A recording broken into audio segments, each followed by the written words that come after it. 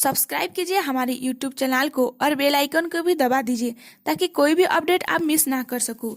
तो चलो दोस्तों शुरू करते हैं आज की कहानी। बनराज को कॉल आता है काव्या का। बनराज बहुत गुस्सा करता है काव्या के ऊपर बार बार कॉल करने की वजह से और वो काव्या का कॉल गुस्से में काट देता है। देविका और अनुपमा वीडियो कॉल पे बातें कर रहे होते हैं। तभी देविका बोलती है, तूने बनराज से पूछा? और वो अनुपमा की फेस को देखकर ही सब कुछ समझ जाती है और वो बोलती है, जो गलती मैंने की थी वो गलती तू मत करना। वो तुम्हें झूठी कहानी सुनाएगा लेकिन तू उसकी बातों का विश्वास मत करना। वो दोनों बातें कर रहे होते हैं कि तभी वहीं पर पाकी पहुंच जाती है। देविका फोन रख लेती है। पाकी पूछती है, क्या हुआ मम्मी? तभी अनुपमा बोलती है, सब कुछ ठीक है, कुछ नहीं हुआ है। अनुपमा की कपड़े पाकी अपने रूम में देखकर बोलती है, झिलमिल दीदी ने गलती से आपके कपड़े मेरे रूम में रख दी है, मैं इसे आपकी रूम में ले लेती हूँ। तभी अनुपमा बोलती है, पाकी तुम्हें अगर कोई प्रॉब्लम नहीं है तो क्या मैं कुछ दिनों के लिए तुम्हारे साथ तुम्हारे कमरे में रह सकती हूँ? पाकी बोलती है, लेकिन क्यों मम्मी? तभी अनुपमा बोलती है, मुझे पता है कि आजकल की लड़कियों को प्राइवेसी पसंद है, लेकिन तू चिंता मत कर, मैं तुझे डिस्टर्ब नहीं करूंगी। मैं तो दिन भर किचन में रहती हूँ, सिर्फ रात में सोने के लिए तेरे पास आऊंगी।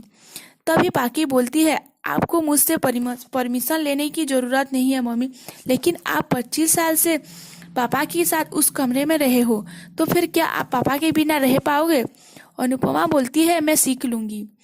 बा और बापूजी बैठकर बातें कर रहे होते हैं। तभी बनराज भी वहीं पर आ जाता है। बा और बापूजी उससे पूछते हैं कि क्या हुआ था, बहू ने तुझे बताया? तभी वहीं पर पाकी पहुंच जाती है और बोलती है कि मम्मी कुछ दिनों के लिए मेरे साथ मेरे कमरे में रहना चाहती है। और मैंने उनसे जब पूछा कि आप पापा के बिना रह पाओगी, तभी उन्होंने कहा सीख लूंगी। बापूजी बोलते हैं, बहू ने इतनी बड़ी डिसीजन लिया है तो वजह भी बहुत बड़ी होगी। तभी बनराज बोलता है कि अनुपमा को चेंजेस की जरूरत है, इसलिए वो पाकी के साथ उसकी कमरे में रहना चाहती है। और ये बोलकर वो वहां से चला जाता है। बा बोलती है, लोग चेंजेस के लिए शिमला मसूरी जाते हैं, लेकिन कमरे कौन चेंज करता है? तो दूसरी तरफ दिखाया जाता है कि नंदिनी देखती है समर्थ को। उसे लगता है कि समर्थ ठीक लग रहा है, तो वो अनुपमा आंटी कुछ नहीं बताई होगी ये सोच रही होती है। वो बोलती है समर्थ से कि अनुपमा आंटी तो ठीक है ना? तभी समर्थ बोलता है, वो अब बिल्कुल ठीक है। नंदिनी की मुंह से गलती से निकल जाता है कि तुम बनराज अंकल और काव्या से बचाना। तभी वो बात को संभाल लेती है। समर्थ बोलता है, काव्या क्यों नहीं मिलने आई मम्मी से? तभी नंदिनी कहती है, उनकी तबीयत थोड़ी ठीक नहीं है इसलिए।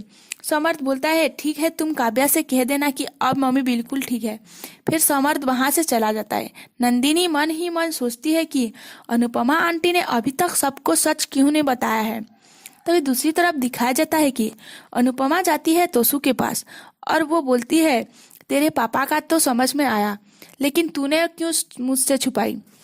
किंजल के साथ रिश्ता जुड़ने के समय तूने मुझसे कुछ नहीं बताया था, मुझे पूछना भी जरूरी नहीं समझा, लेकिन मेरे जिंदगी का फैसला लेने का हक तो मुझे है ना?